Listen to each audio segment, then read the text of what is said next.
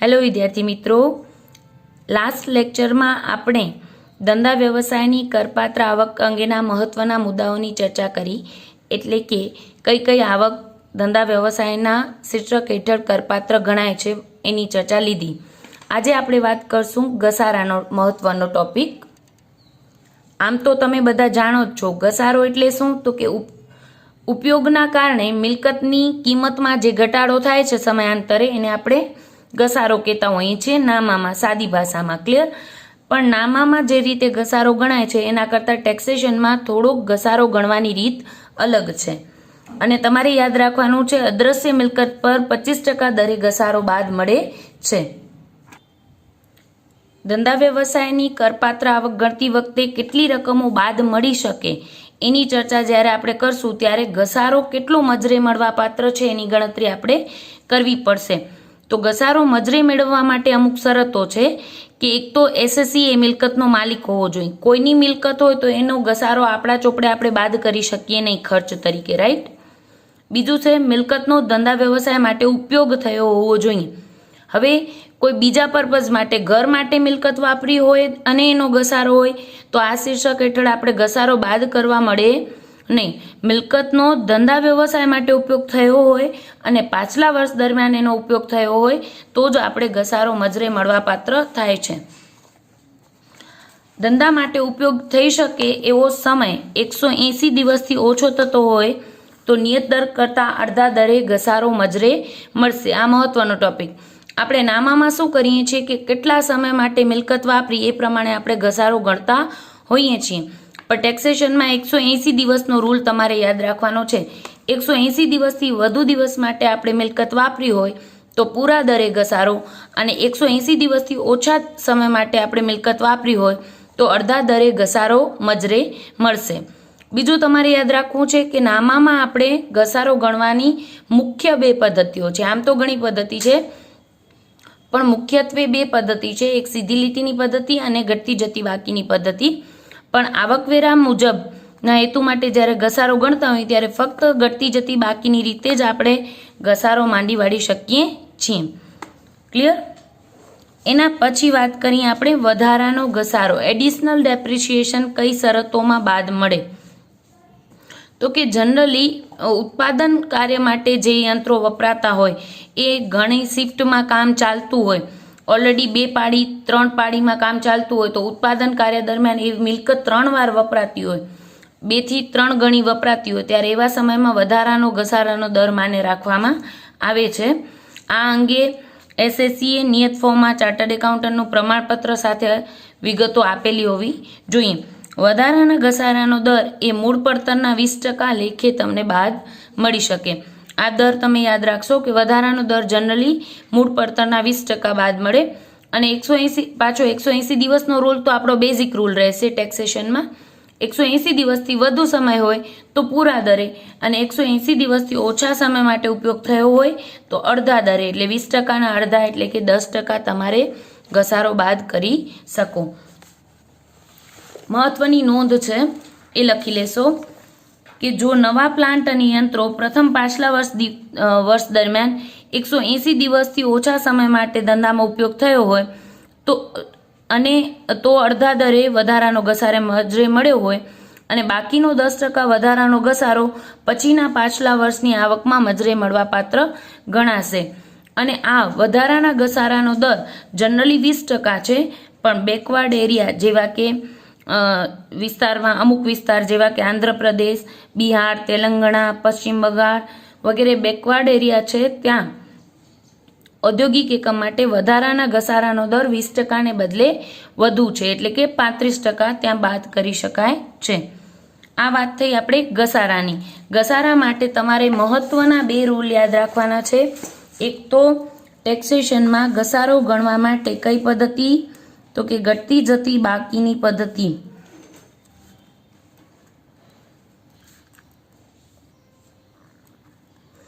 પછી 180 દિવસનો રૂલ.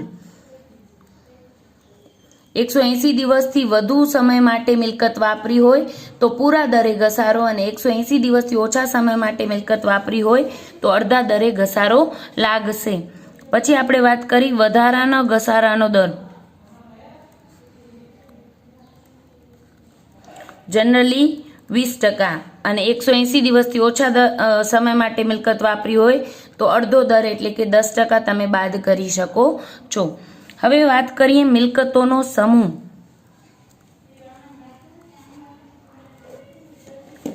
મિલકતોનો સમૂહ એટલે કે બ્લોક ઓફ એસેટ. મિલકતોનો સમૂહ એટલે શું? તો કે મારી પાસે 3-4 મિલકતો છે. સપોઝ કે પ્લાન્ટ યંત્રો છે, ફર્નિચર છે, મકાન, આવી 3-4 મિલકતો છે. એમાં પ્લાન્ટ અને યંત્રો પર મજરે મળવાપાત્ર ઘસારો સપોઝ કે 15% છે, ફર્નિચર પર 10%, મકાન પર પણ 15%, અને અન્ય કોઈ મિલકત છે એના ઉપર પણ 15% છે ધારી લ્યો.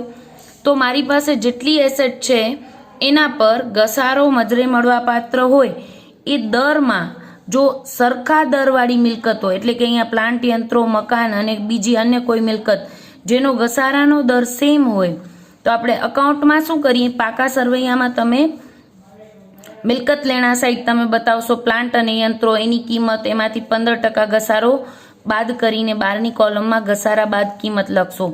સેમ વે મકાન હશે તો મકાનનું પણ એવી જ રીતે શરૂની બાકી લખશો, એમાંથી ઘસારો બાદ કરીને 15% ઘસારો બાદ કરીને ઘસારા બાદ કિંમત તમે બહારની કોલમમાં લખશો. અન્ય કોઈ મિલકત હોય તો એવી રીતે લખશો. એટલે કે દરેકનો ઘસારો આપણે અલગ અલગ ગણીએ છીએ અકાઉન્ટમાં. જ્યારે ટેક્સેશનમાં જ્યારે સેમ રેટ હોય, સમાન દર હોય જો ઘસારાનો, તો એવી મિલકતોનો એક બ્લોક બનાવી દેવામાં આવે છે. સપોઝ કે મારી પાસે 4 લાખનો પ્લાન્ટ યંત્રો છે, મકાન છે 5 લાખનું, અને આ 15% વાળી કોઈ XYZ મિલકત છે મારી પાસે, એ છે 2 લાખની. તો દરેકને અલગ બતાવીશ નહીં. 4 ને 5 9 લાખ ને 2 11 લાખની મિલકતોનો એક બ્લોક બનાવી લઈશ અને એના ઉપર ડાયરેક્ટ 15% લેખે ટોટલ ઘસારો ગણી લઈશ. તો આને કહેવાય મિલકતોનો સમૂહ, બ્લોક. બરાબર.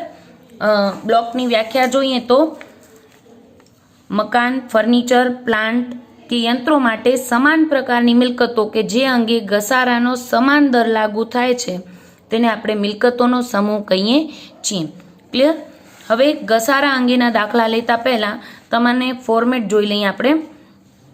આપણે શું કરવાનું છે, જ્યારે એમ કીધું મજરે મળવાપાત્ર ઘસારાની કિંમત ગણો. આપણી પાસે ઇલસ્ટ્રેશન 2 થી કરીને ઇલસ્ટ્રેશન 7 સુધી ઘસારાને લગતા દાખલા છે, એ આપણે પહેલે લેશું. એમાં સ્ટેટમેન્ટ કેવી રીતે બનાવવાનું છે, તો કે શરૂની ઘસારા બાદ કિંમત, એમાં એડ કરશું આપણે મિલકતની કોઈ ખરીદી કરી હોય પાછલા વર્ષ દરમિયાન તો એ, એક મિલકતને ખરીદીને લગતો ખર્ચ થયો હોય તો એ. તમને ખ્યાલ છે મૂળ કિંમત પ્લસ ખર્ચ કરી અને મિલકત હંમેશા પડતર કિંમતે દર્શાવવામાં આવે. નામામાં પણ આ જ રૂલ લાગુ પડે કે કોઈ પણ મિલકતની ખરીદીનો ખર્ચ મિલકતની કિંમતમાં ઉમેરાય. ક્લિયર? એટલે ખરીદી હશે તો તમે એડ કરશો, અને પાછલા વર્ષ દરમિયાન કોઈ પણ મિલકત વેચી હોય તેની ઉપજ કિંમત તમે બાદ કરશો. પછી જે મળશે એને તમે કહેશો ઘસારા માટેનો આધાર, બેઝ ફોર ડેપ્રિસિએશન, અને એના ઉપર તમે ઘસારો બાદ કરશો એટલે ઘસારા બાદ કિંમત મળશે. ક્લિયર? આપણો બેઝિક સ્ટ્રક્ચર જેટલા દાખલા લેશું આ રીતે જ લેશું. લઈએ છીએ ઉદાહરણ 2.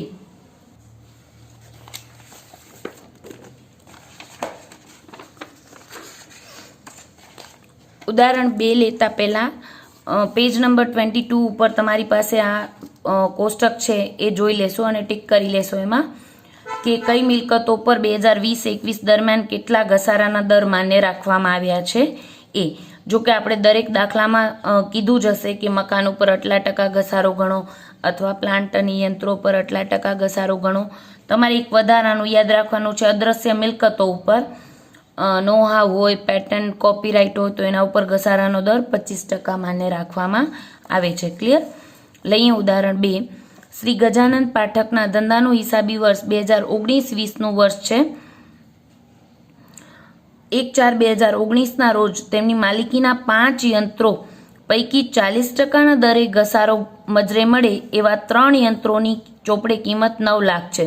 ટોટલ એમની પાસે 5 યંત્રો છે, એમાં 40%નો દર હોય એવા 3 યંત્રોની ટોટલ કિંમત 9 લાખ આપી છે, અને બીજા 15%ના દરે ઘસારો મજરે મળે એવા 2 યંત્રોની કિંમત 9,60,000 છે.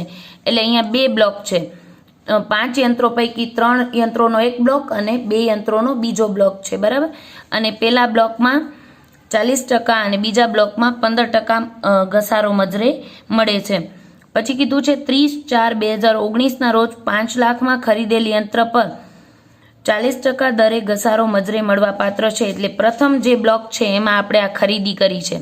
40% વાળો આપણો પ્રથમ બ્લોક છે, એમાં ખરીદી કરી છે. 40%ના દરે ઘસારો બાદ મળી શકે એવું એક જૂનું યંત્ર 1/7/2019ના રોજ 4,20,000માં વેચી દેવામાં આવ્યું હોય તો આગામી વર્ષ 2020-21 માટે બંને યંત્ર સમૂહ માટે કુલ મજરે મળવાપાત્ર ઘસારાની ગણતરી કરો. આપણે ખરીદી અને વેચાણ કયા બ્લોકમાં છે એ ખાસ જોઈ લેવું. તો 40%ના દરે મજરે મળે એવામાંથી જ, એટલે કે આ 3 યંત્રોનો જે સમૂહ છે પ્રથમ, એમાં ખરીદી વેચાણ છે. તો એની ગણતરી કરીએ ત્યારે તમારે ધ્યાન રાખવાનું રહેશે. મજરે મળવાપાત્ર ઘસારાની ગણતરી દર્શાવતું પત્રક આપણે તૈયાર કરશું. અને એ પત્રકમાં આપણે લેશું પહેલે પ્રથમ યંત્ર સમૂહ,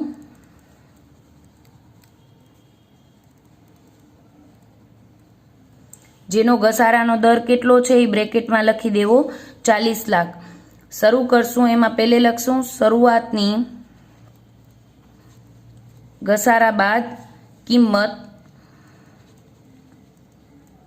3 યંત્રોની ઘસારા બાદ કિંમત આપણને આપી હતી 9 લાખ. એડ કરશું પાછલા વર્ષ દરમિયાન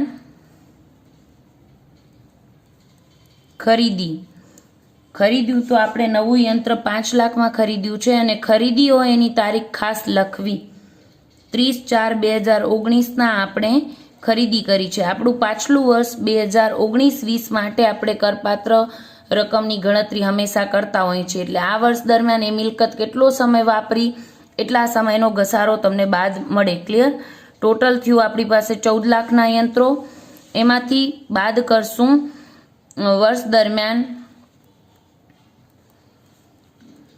વેચેલ યંત્રની ઉપજ કિંમત. એમાં તારીખ લખશું આપણે 1/7/2019ના વેચ્યું છે યંત્ર 4,20,000માં. એટલે આપણી પાસે રહેશે 9,80,000ના યંત્રો. ખરીદી વેચાણ બાદ કર્યા પછી જે રકમ મળે એને આપણે કહીશું ઘસારા માટેનો આધાર. એના પર ઘસારો બાદ કરશું. હવે મેઇન વસ્તુ કે જ્યારે ટેક્સેશનમાં આપણે ઘસારાની ગણતરી કરીએ છીએ ત્યારે એક તો વેચેલ યંત્ર ગમે તેટલા સમય માટે આપણે વાપર્યું છે, એ 180 દિવસથી વધુ હોય કે ઓછા હોય, વેચેલ યંત્ર પર ઘસારાની ગણતરી આપણા ચોપડે થતી નથી, રાઈટ. અને બીજી વસ્તુ યાદ રાખવાની છે કે વેચેલ યંત્ર કયામાંથી વેચ્યું હોય તો કે ફીફો પદ્ધતિ, એટલે કે જે શરૂઆતની બાકી હોય ને એમાંથી જ આ યંત્ર વેચ્યું હશે, નવા નહીં વેચ્યા હોય. Clear? First in first out. એટલે હવે તમારી પાસે યંત્ર કેટલા છે તો કે 9 લાખના સ્ટાર્ટિંગમાં હતા, એમાંથી આપણે 4,20,000ના તો વેચી દીધા, બરાબર. એટલે 4,80,000ના જૂના યંત્ર પડ્યા છે અને નવા 5 લાખના. આમ ટોટલ તમારી પાસે 4,80,000 ને 5 લાખ, આમ 9,80,000 છે. હવે મેઇન વસ્તુ, આ જે 4,20,000ના ગયા એના ઉપર તો આપણે ઘસારો ગણવાનો જ નથી. હવે 9માંથી 4,20 ગયા, 4,80 ઉપર આપણે 40% આખા વર્ષ, કારણ કે શરૂની બાકીમાં હતા એટલે આખું વર્ષ એ યંત્રો તો વાપર્યા જ છે એટલે એના ઉપર તો 40% દરે ઘસારો ગણશું. વર્ષ દરમિયાન ખરીદી છે એમાં જોવાનું છે આપણે તારીખ કે ક્યારે ખરીદ્યું છે તો કે 30મી એપ્રિલ 2019ના. એટલે આપણું વર્ષ ચાલુ થાય 1/4/2019થી કરીને 31/3/2020 સુધીમાં. એપ્રિલ પૂરો થયો ને એમને તરત જ યંત્ર ખરીદી લીધું છે, એટલે એપ્રિલની છેલ્લી તારીખે. એટલે મે, જૂન, જુલાઈ, ઓગસ્ટ, સપ્ટેમ્બર, ઓક્ટોબર, નવેમ્બર, ડિસેમ્બર, જાન્યુઆરી, ફેબ્રુઆરી અને માર્ચ, આમ ટોટલ 11 મહિના આપણે યુઝ કર્યું છે. એટલે 180 દિવસથી વધુ થઈ ગયા, એટલે એના ઉપર પણ કેવા દરે? પૂરા દરે. ખરીદેલ યંત્ર જો આખો 180 દિવસથી વધુ સમય માટે વાપર્યું હોય તો ડાયરેક્ટ આ 9,80,000 કુલ છે એના ઉપર આપણે 40% ઘસારાનો દર બાદ કરી દઈશું. 9,80,000ના 40%.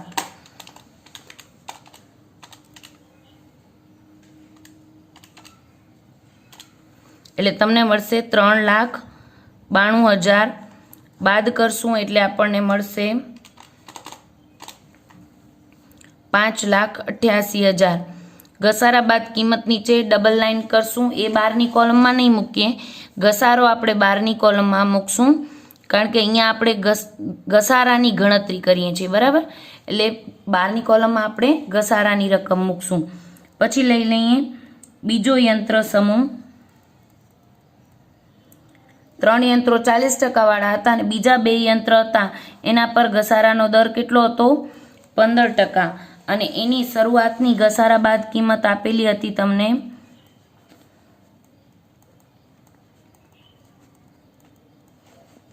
9,60,000.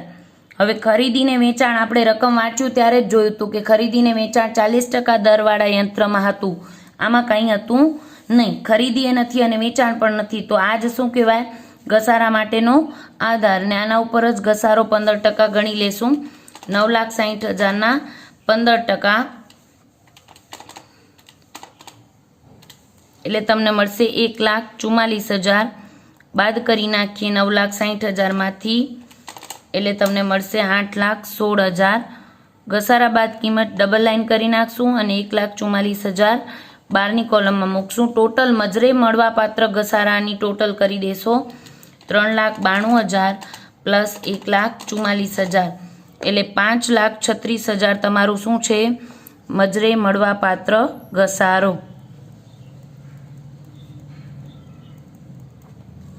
ક્લિયર? 5,36,000. હવે લઈએ ઇલેસ્ટ્રેશન 3. મેસર્સ લક્ષ્મી ટ્રેડર્સની માલિકીના 2 મકાનોની તારીખ 1/4/2019ના રોજની ચોપડે કિંમત 30 લાખ છે. આ બંને મકાનો અંગે મજરે મળવાપાત્ર ઘસારાનો દર 10% છે. તારીખ 31/12/2019ના રોજ આ પૈકીનું એક મકાન 60 લાખમાં વેચી દેવામાં આવ્યું હતું અને તે પહેલાં તારીખ 1/6/2019ના રોજ આપણે વેચ્યું છે 31/12/2019ના અને 1/6/2019ના રોજ 25 લાખની કિંમતનું 10%ના દરે ઘસારો મજરે મળે એવું બીજું એક મકાન ખરીદ્યું હતું. આકારણી વર્ષ 2020-21 માટે મજરે મળવાપાત્ર ઘસારાની ગણતરી દર્શાવો.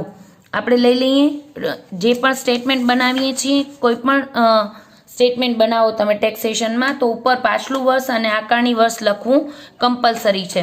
આપણે લેશું 1/4/2019ની એટલે કે શરૂઆતની ઘસારા બાદ કિંમત. શરૂની ઘસારા બાદ કિંમત હતી તમારી પાસે 30 લાખ પ્લસ ખરીદી કરી છે એટલે લખશું પાછલા વર્ષ દરમિયાન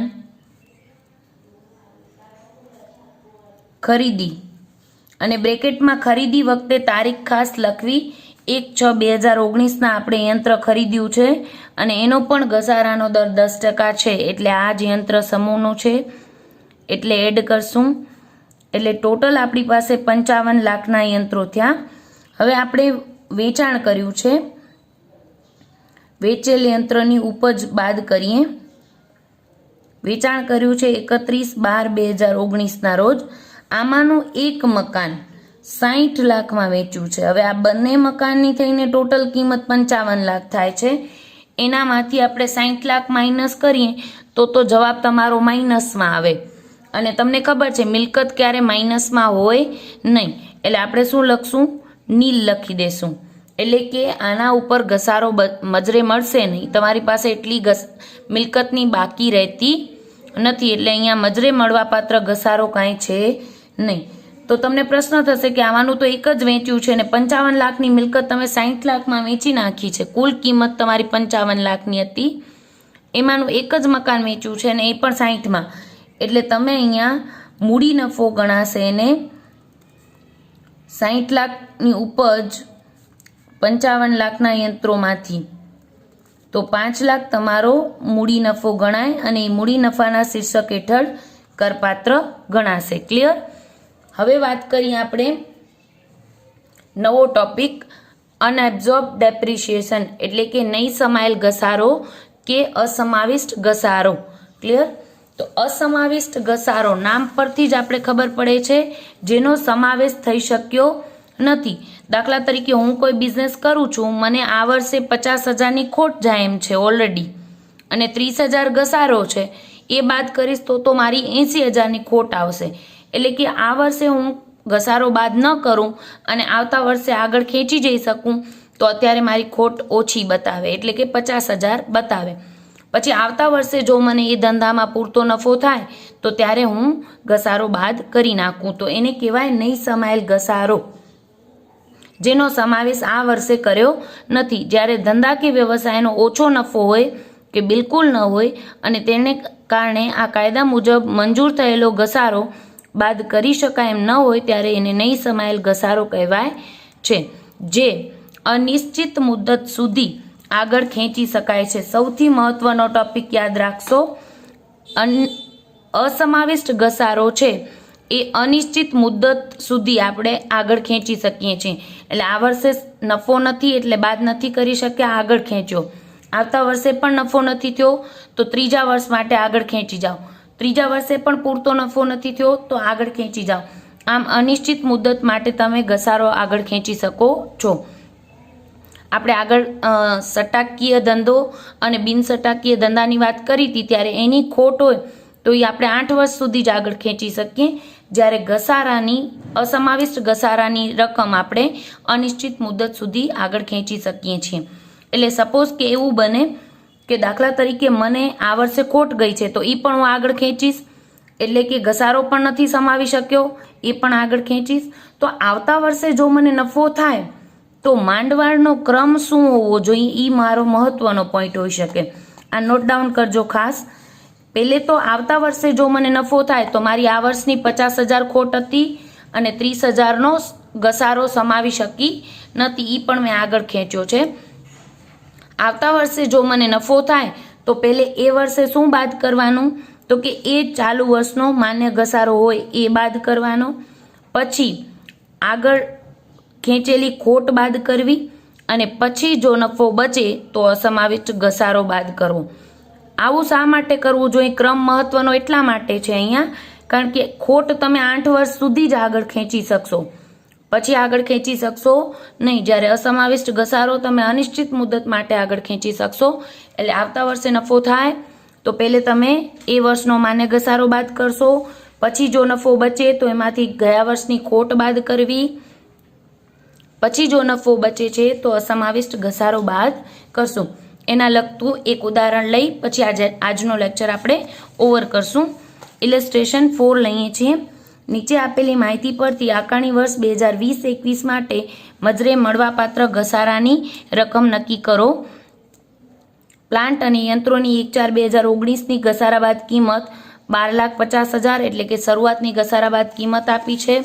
પછી આપણને કીધું છે આકારણી વર્ષ 2019-20નો, આકારણી વર્ષ 2019-20 એટલે પાછલું વર્ષ 2018-19. ક્લિયર? એટલે ગયું વર્ષ. ઉપરોક્ત પ્લાન્ટ અને યંત્રો અંગે અસમાવિષ્ટ ઘસારો છે 45,000 અને પ્લાન્ટ અને યંત્ર પર ઘસારાનો દર છે 30%. 1/1/2020ના રોજ ખરીદેલ પ્લાન્ટ અને યંત્રોની પડતર કિંમત 8 લાખ અને એના પર પણ ઘસારાનો દર કેટલો છે 30%. સાવ સરળ. આમાં ખરીદી છે, વેચાણ આપ્યું નથી એટલે કરી નાખીએ. આપણું પત્રક ક્રેડિટ છે ઓલરેડી. મજરે મળવાપાત્ર ઘસારાની ગણતરી દર્શાવતું પત્રક આપણે શરૂ કરશું. શરૂઆતની ઘસારા બાદ કિંમત તમને આપેલી છે 12,50,000 1/4/2019ની. એમાં એડ કરશું આપણે પાછલા વર્ષ દરમિયાનની ખરીદી અને ખરીદીમાં તારીખ ખાસ મેન્શન કરવી. 1/1/2020ના નવું યંત્ર ખરીદ્યું છે 8 લાખનું અને આ દાખલામાં વેચાણ છે નહીં એટલે 12 ને 8 20,50,000 તમારું શું ગણાશે? ઘસારા માટેનો આધાર. ક્લિયર? એના ઉપર ઘસારાનો દર આપણે ઘસારો બાદ કરશું 20%. હવે મેઇન વસ્તુ 30%. ઘસારાનો દર છે 30%. પણ આપણે જે નવું યંત્ર ખરીદ્યું છે એ 1/1/2020 ખરીદ્યું છે, એટલે કે જાન્યુઆરી, ફેબ્રુઆરી ને માર્ચ 3 મહિના જ યુઝ કર્યું છે. તો 3 મહિના એટલે અરાઉન્ડ 90 દિવસ જેવું વાપર્યું છે, એટલે 180 દિવસથી ઓછા દિવસ માટે વાપર્યું છે. તો કેવો દર? અડધા દરે ઘસારો ગણાય. એટલે આપણે શું કરશું? 12,50,000 જે શરૂનું છે એના ઉપર પૂરા દરે 30%ના દરે ઘસારો, અને નવી ખરીદી છે 8 લાખ એના ઉપર અડધા દરે ઘસારો. એટલે અડધા દરે એટલે તમે કેલ્ક્યુલેટરમાં 15%, 30%ના અડધા એટલે 15% દરે ઘસારો ગણો તોય ભલે, પણ લખવાની રીત જનરલી આવી રીતે હોય છે 30%ના 50%, એટલે કે અડધો દર. ક્લિયર? 12,50,000ના 30%, 3,75,000 અને 8 લાખના 15%, 1,20,000. કુલ ઘસારો થશે તમારો 4,95,000. બાદ કરી દઈએ 20,50,000 માંથી, એટલે આપણને મળશે 15,55,000. ઘસારા બાદ કિંમત નીચે ડબલ લાઈન અને મજરે મળવાપાત્ર ઘસારો 4,95,000. પણ અહીંયા મહત્વનો ટોપિક આપણો આ દાખલાનો શું હતો? તો કે કુલ મજરે મળવાપાત્ર ઘસારો કેટલો? ચાલુ વર્ષનો 4,95,000 પ્લસ ગયા વર્ષનો અસમાવિષ્ટ ઘસારો આપણને આપેલો તો 45,000, આકારણી વર્ષ 2019-20નો. ક્લિયર? એટલે ટોટલ ઘસારો થશે તમારો 5,40,000. આ વર્ષે આ તો આપણે અત્યારે જે દાખલા ગણીએ છીએ એ ઘસારાને સમજવા માટેના દાખલા છે. જ્યારે આખું પત્રક આવશે ત્યારે જોવાનું કે આ વર્ષે પૂરતો નફો છે. પહેલે જો નફો હોય તો શું બાદ કરશું? ચાલુ વર્ષનો માન્ય ઘસારો. પછી જો ગયા વર્ષની ખોટ હોય એ આગળ ખેંચી લાવ્યા હો તો એ બાદ કરશો, અને પછી પણ પૂરતો નફો બચતો હોય તો ગયા વર્ષનો અસમાવિષ્ટ ઘસારો બાદ કરશું. ક્લિયર? હજી પણ આપણે ઘસારાને લગતા દાખલા નેક્સ્ટ લેક્ચરમાં બીજા પ્રેક્ટિસ સમ લેશું. Thank you.